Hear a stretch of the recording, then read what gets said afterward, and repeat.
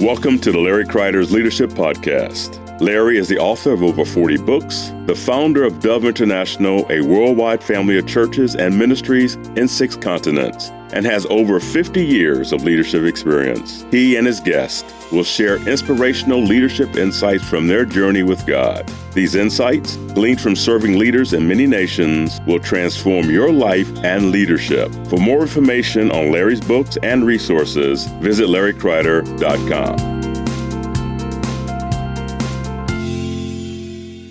Welcome to the Larry Kreider Leadership Podcast. Larry Kreider here. With me in the studio today is my long-term friend, Danail Tanev. Welcome, Danny. Thank you. Thank you for having me. It's a pleasure to be here live in your studio. Live, I know. We did this some months back, way back, and we did it by Zoom. It's so good to have you actually in the studio. Welcome, Absolutely. welcome. Thank you. Well, I really wanted to have you on because of your new book, Psalms 23, and I love it. I read it cover to cover. And tell me, why did you write this book? I've known this psalm since I remember myself when I was a kid in church. They had us learn it by heart.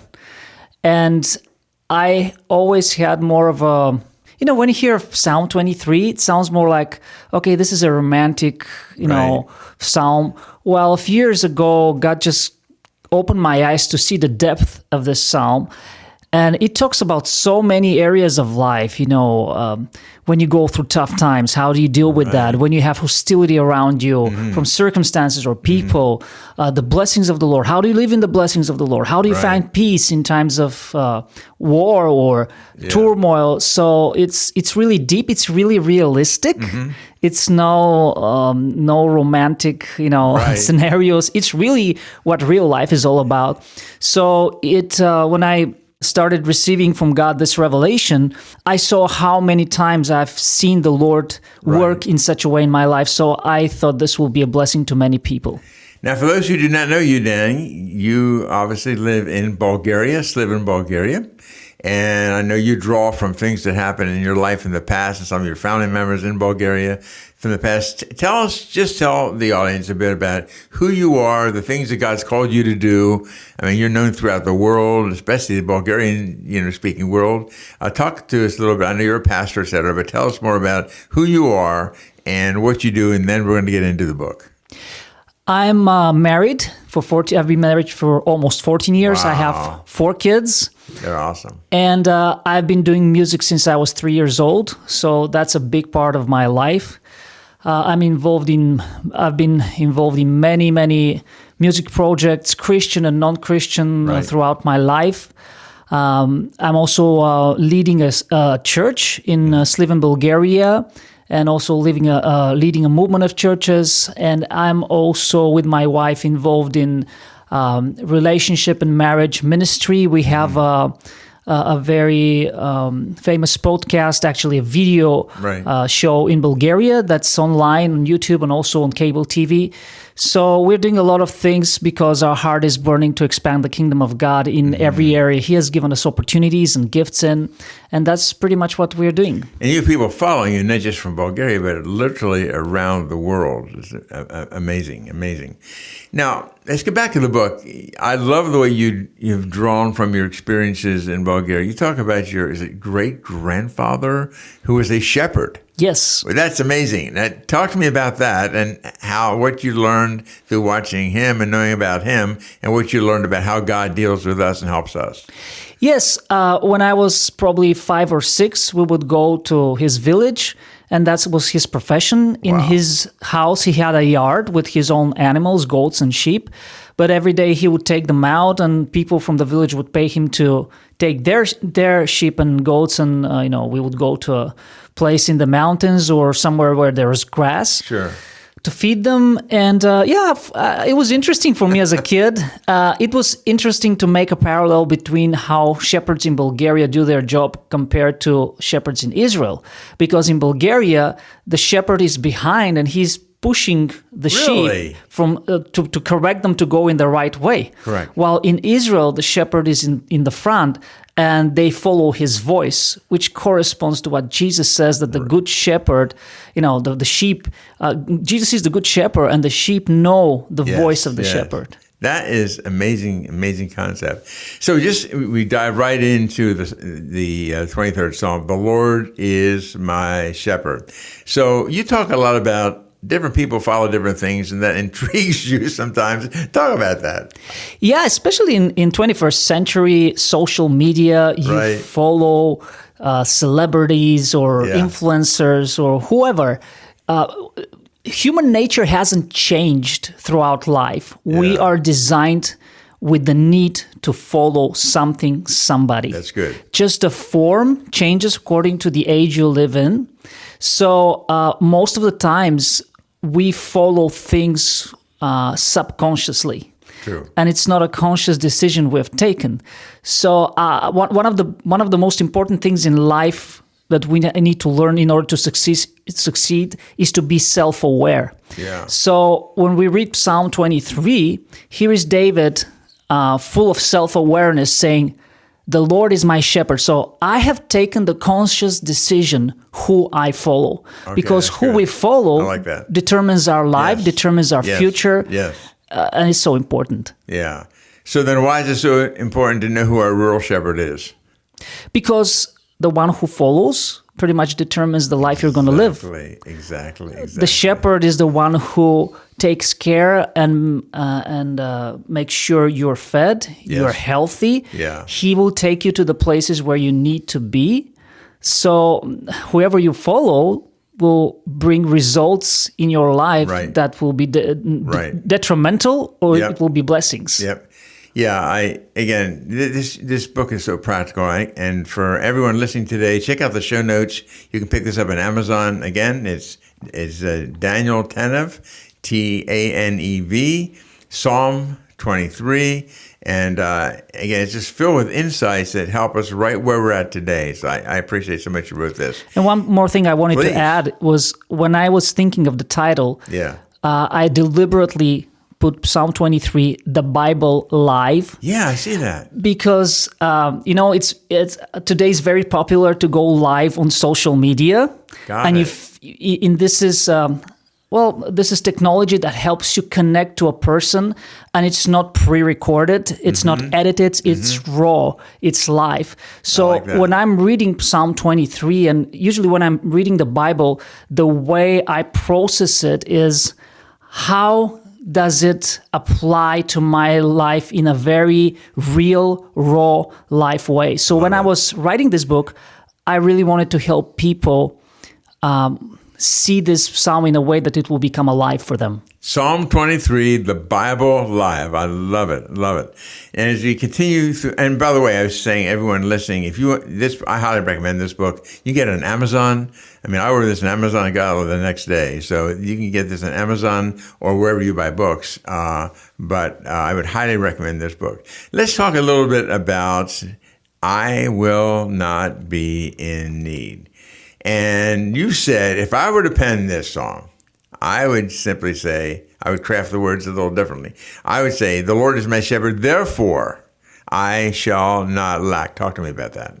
Yeah, because as I said, who you follow determines the life you're going to live. Gotcha. So the cool thing about having a shepherd, having God as your shepherd, is that if you think about the reality of shepherds and sheep, most of the time sheep don't know what they need. They just follow their instincts. True. Same with us. Many times we think we need certain things while we don't. Yeah. And then there are other things we do need, but we don't realize. Yeah. And I remember a story. I didn't put this in the book, but I remembered it after I published it.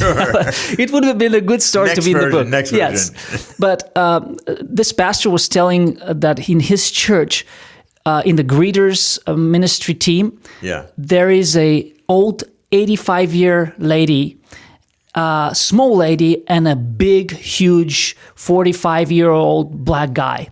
And they're great friends. Great friends. And because the guy has some medical problems and the old lady's acting like his mom, helping him, reminding him, well, she's a small old lady, she needs physical help, with carrying stuff and stuff like that. And he said it was such a God thing to bring them together. But if you had asked any one of them, what do you need?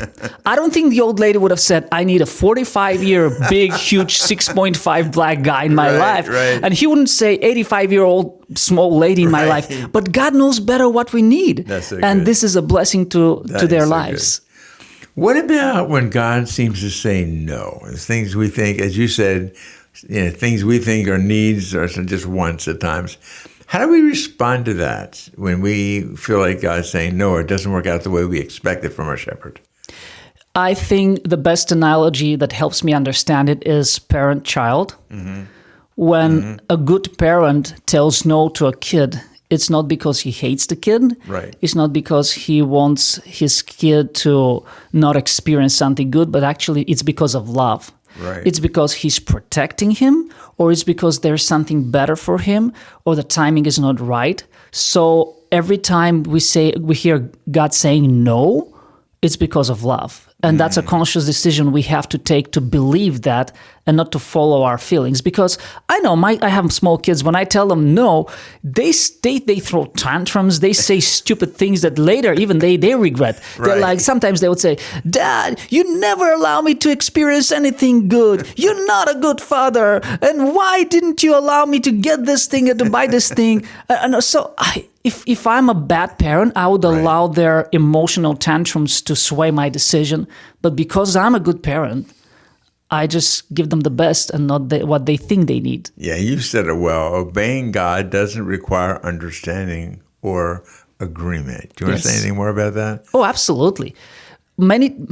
God's ways are higher than our ways. True. God's capacity is way, way bigger than we will ever be able to comprehend. So if we obey God only when we understand why he requires certain things, or only when we agree with him, we're going to miss so much and we're going to end up in a bad place. Just like my 3-year-old kid. If he obeys me only when he understands and he agrees and when he wants to put his finger in the plugs and he wouldn't obey me, he wouldn't survive. Right. He wouldn't survive. Exactly. So, yeah. Let's look at green pastures and quiet waters. He lets me lie down in green pastures, leads me beside quiet waters or waters of rest. And we know that it's only God who can give us true peace, right? Talk more about that. Yes, God knows where we are wired to find the greatest peace. That's good. He has created us, and He knows what we need to live in peace.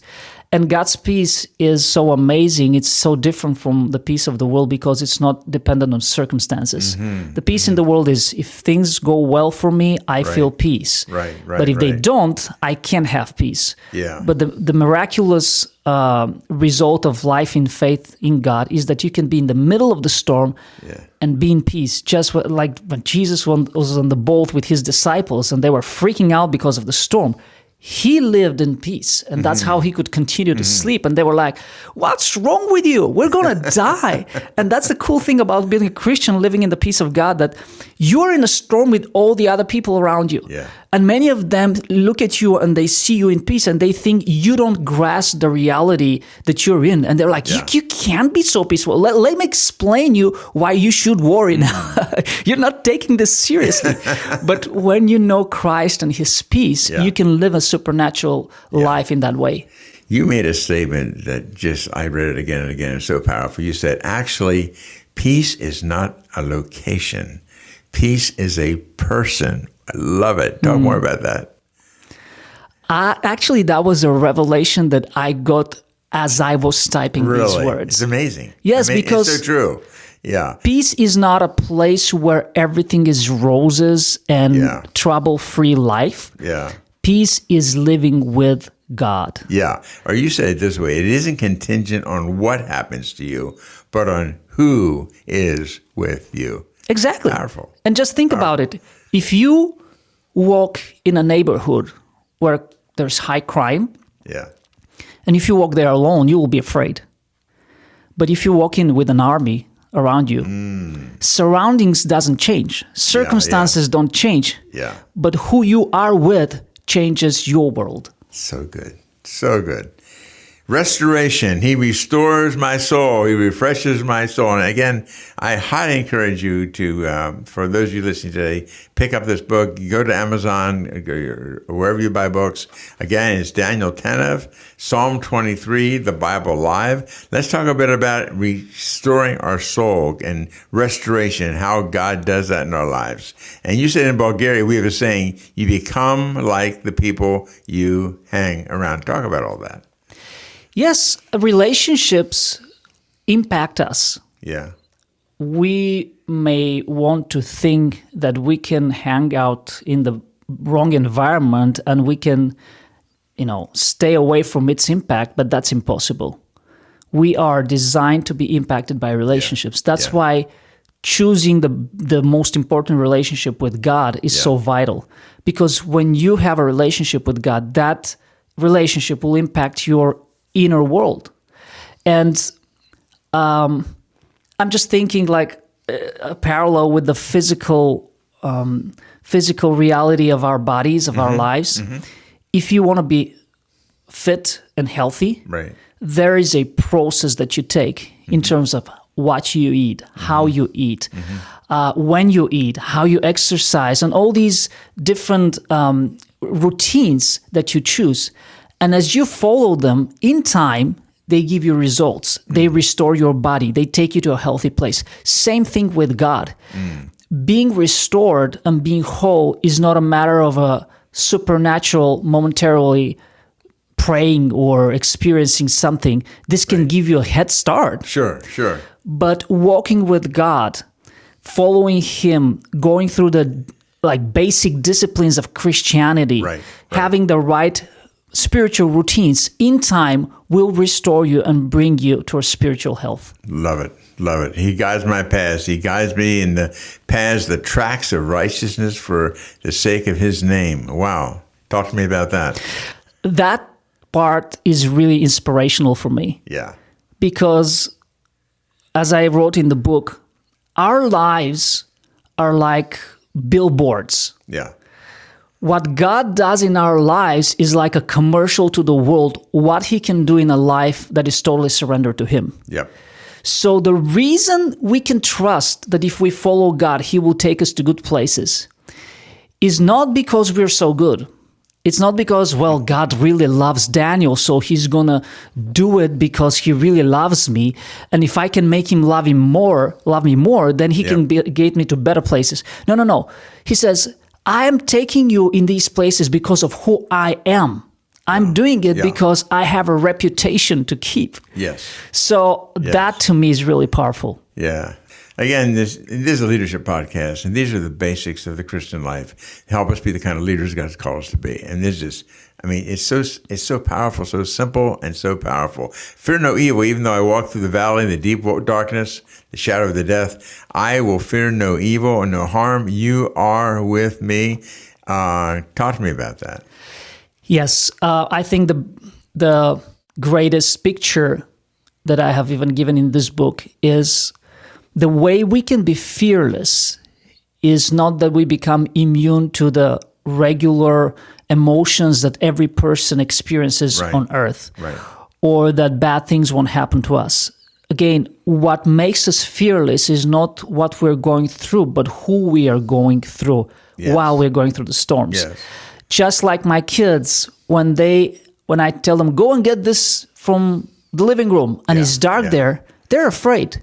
But when they hold me by the hand and say, Dad, come with me, when we go together in the dark room, it's the same dark room, it's the same darkness. Nothing in the environment has changed.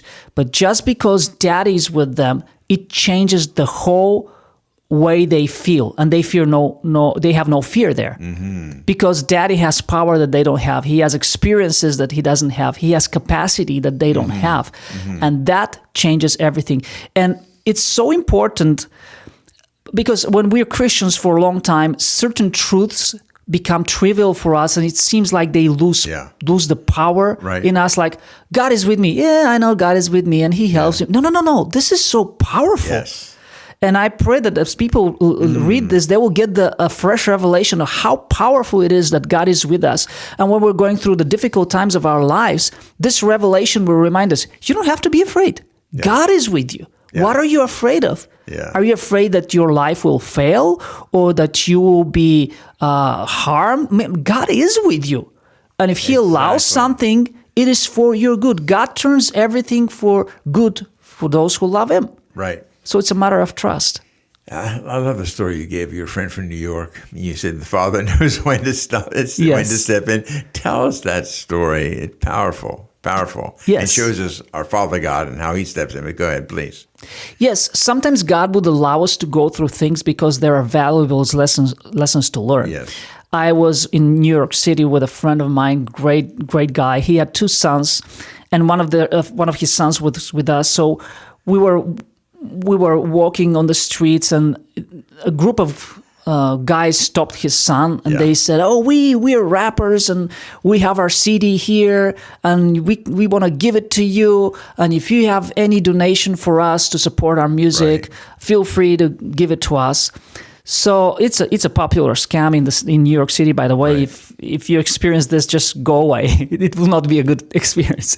So the guy's really warm-hearted guy, good guy. So he said, "Oh, of course," and he's a musician himself. So he gave them $5. But all of a sudden they became aggressive. They said, $5? Is $5 what our music is worth to you? So they began to be very aggressive to him. Well, the father was standing from like 10 feet away, just watching the whole scenario, and he didn't intervene. But as things heated up and they became very aggressive towards his son, then he stepped in. Now, my friend used to be a model in New York City, so he's strong, he has presence, he has authority. So he stepped in with the authority of the father, and he said, "Well, I'm his father, and if he wants to give you $5, you either take it or you just leave it." So all of a sudden, the whole atmosphere changed, and they gave back the money to his son, and they walked away. And then his father started talking to his son. "Well, what did you learn in this situation?" And they started, gleaning from this situation valuable lessons. And immediately, as I saw this situation, it was like God and us. God would allow us to go into situations where we learn lessons, but He knows how far we can go, just like the verse that God will not allow you to be tested more than you can bear. Exactly. And at the right moment, He intervenes and He protects us. Beautiful. And of course, your rod and your staff, they comfort me, the whole focus of comfort. What's the difference between a rod and a staff? As we read, the staff is what shepherds use to direct sheep. They have a hook at the end, and if the sheep goes astray, he puts the hook around the neck of the sheep and directs it back, while the rod is something that kings used to use, and it represented authority. So when we hear that God's rod and God's staff are with us, it means that God's authority and God's direction is with us. And when we walk in life, we can feel peace because we know that if we go astray, that God will lead us in the right way. Yeah. And at the same time, we have the authority, the spiritual authority in our lives that God has, which is huge. Exactly. 2 more things I wanted to ask you, Danny. Okay. Blessing in the midst of adversity. You prepare a table before me in the presence of my enemies. You've anointed my head with oil. My cup overflows. And you have a story from your life when you were in the military. Could you tell us that story? Yes, I have experienced that so many times in my life, because sometimes we are afraid that if we follow God, certain doors will be closed for us. If we follow God, people will reject it. We will miss opportunities. But I've learned in my life that if I follow God without compromise, and if I don't compromise my relationship with God for an opportunity, the blessings of the Lord over my life will be far more than I can ever find by myself. And I've seen this when I was in high school, and I was trying to live as a devout Christian, and everybody was rejecting me the first year. But I said, no, I'm not going to sway. I'm not going to compromise. And I was rejected by everybody. But then after 1 year, I gained the respect of everybody because I learned that even when people do not agree with you, if you're strong enough to stay on your convictions, they respect you. And that opened so many opportunities for me to share about God. and people getting saved even at my class. And you see that when there's hostility around you, you have no reason to be afraid if the Lord is your shepherd. Right. That's the condition, if the Lord is your shepherd. Yes. Because God has the ability to bless you in the midst of hostility. Yeah. And do you want me to say the story or just leave it for them to read it? Well, it's a great story. Just give us a little glimpse of it. Okay. And I encourage you, please pick up this book and read it. It's a powerful story. Go ahead. Yes. Well, when I was in the military, first 2 months were boot camp, so we had to study for exams. And as the exams were approaching, the soldiers wanted us to do some things so we could bribe the commander who was going to lead the exams. Well, I didn't become a part of that, and that caused a lot of hostility against me.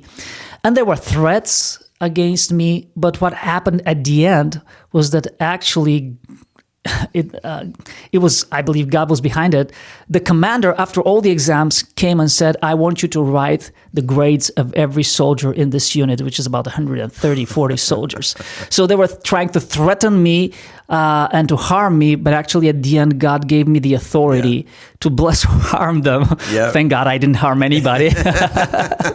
But yeah, it was a story that, it wasn't anything big, but yet that was a story where I saw this verse a reality in my life. It was huge. Again, there's much more to the story. Pick up the book and get the whole deal. It's a powerful story. Last thing I want to ask you is goodness and faithfulness. Certainly goodness and faithfulness, mercy will follow me all the days of my life. And my dwelling will be in the house of the Lord forever, or for length of days. Talk a bit about that, would you please? Yes. There's a verse in Hebrews that says that whenever we come to the throne of God with boldness, there will always be grace and mercy. Yes. And, there are things that God has promised us that we can have every time we go to Him. There are other things that we see in the Bible that we can hope for, right? Yeah. And this is one of the things that God has promised us every time we go to Him with boldness. Grace and mercy. Grace and mercy. So living in the grace and the mercy of God is one of the most important things in our lives. First, because we need mercy. We mess up so many times. Join the club. And we need God's mercy. And every time I speak to people about forgiveness, because when somebody hurts you, the feeling of justice rises up with you, and you say, God, why don't you bring justice to this person? And I'm saying, well, because if God brings justice, this justice will apply to you as well. Do you want justice or you want mercy? That's right. Because when it's about you, I want the justice. When it's about me, I want the mercy. Yeah, right. It's so good. And then the grace of God is the ability to do what God has called us to do. And we all need this. We need the strength of the Lord. And at the same time, the grace of God is the forgiveness that we all need. So grace and mercy is one of the most important things we need in our daily lives. And we follow God, we can trust that every day we will have, the Bible says, the mercies of God are new every morning. Every day we will have a new portion of mercy and grace in our lives. And we will live in the presence of the Lord. Love it. This book is so good. I want to encourage everyone listening today, pick this up. And for a small group, if you have a small group, a Bible study, there's questions at the end of every chapter. You can use this for a small group discussion for 3, 4, 5, 6 weeks, as long as you want to. But check out the show notes, more about Danail Tanev on there, more about the book, more about the things that Danny's involved in, and you can connect with him. And so good to have you here in America, here in the studio to talk about this book today, Danail. Danail, any last minute words of wisdom before we close off today? Yes, I just want to say how much I appreciate you. Oh, thank you. And I think what you're doing with this podcast is extremely valuable. And I would ask anybody that listens to subscribe, not because, everybody says subscribe, but I've had the privilege to know you firsthand and to know the treasure of experience that you carry from your life of leadership. I know your heart for the Lord. And I think that what you carry is so needed in the lives of many leaders in the body of Christ. And I want to thank you for everything you have invested in my life. You're very welcome. And, you hold a book in your hand, and you'd certainly have a part to play in me being able to write this book. So it's been a privilege for me to walk my life as a leader in the body of Christ and have you as a spiritual father. So thank you. Thank you, Danny. Thank you so much. Everyone, we're so glad you joined us today for the Larry Kreider Leadership Podcast. We learn these small changes we can make in our lives that make a massive difference in our lives and the lives of those we serve as we continue to obey God. And again, go to the show notes, go to Amazon or wherever you buy books, pick up Psalm 23, The Bible Live by Danail Tanev. Daniel, thank you again for being in the studio today. Thank you. And God bless you all. We look forward to seeing you back here again next week. Thank you for listening to Larry Kreider's Leadership Podcast. If you want more information about any of Larry's books, daily devotionals, small group resources, or any other teachings, go to larrykreider.com.